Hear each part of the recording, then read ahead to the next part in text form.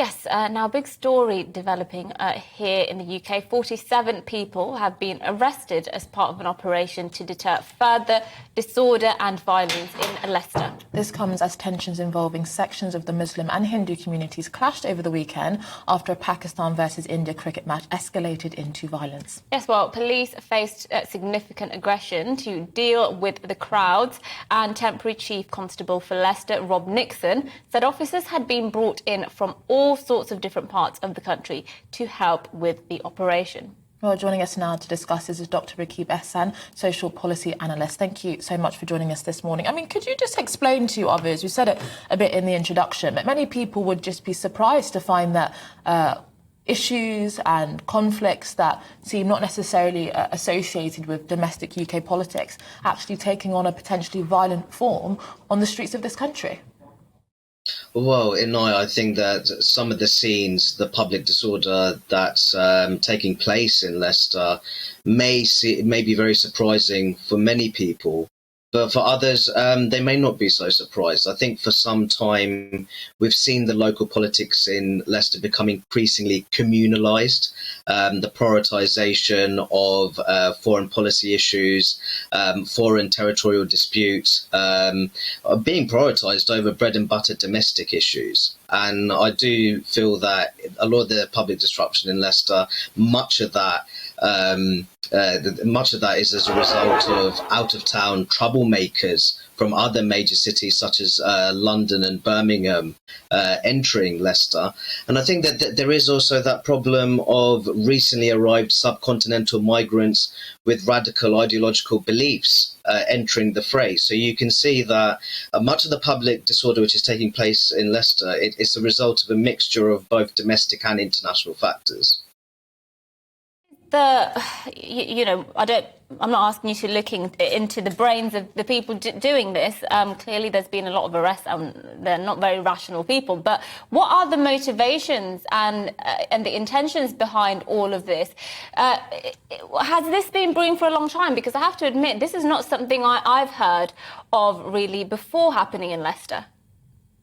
Well, I think Mercy Leicester traditionally has been viewed as a paragon of social cohesion, the truest interfaith success story in modern day Britain. But there have been recent developments which have contributed towards the social tensions and the escalation of public disorder which has been seen in Leicester. I do feel that the socio-political leadership in Leicester has been somewhat complacent. And we have to be honest that there are, under Britain's model of state-backed multiculturalism, all too often it's a sort of self-appointed community spokesmen who don't really have social cohesion at heart. They've been empowered. And unfortunately, what we're seeing in Leicester, it's almost collapsing into some sort of Hindutva Islamist battleground, and law-abiding, community-spirited Hindus and Muslims living in the city are caught in the crossfire.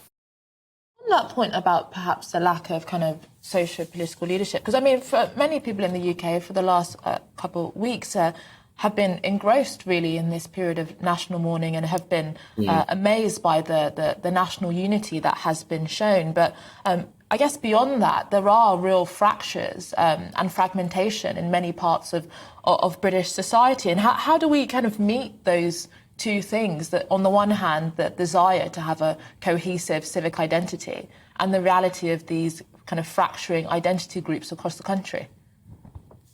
Well, I think in order to cultivate and maintain a cohesive civic identity, that takes a great deal of work. And I do feel that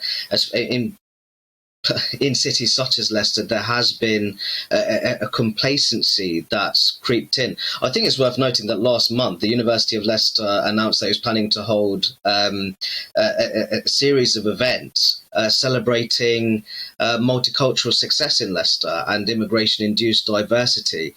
And I do think that almost demonstrates that kind of complacency that I'm referring to. In order to maintain and consolidate social cohesion in hyper-diverse urban areas, that takes a great deal of hard work, a great deal of on the ground interfaith and inter-ethnic activities.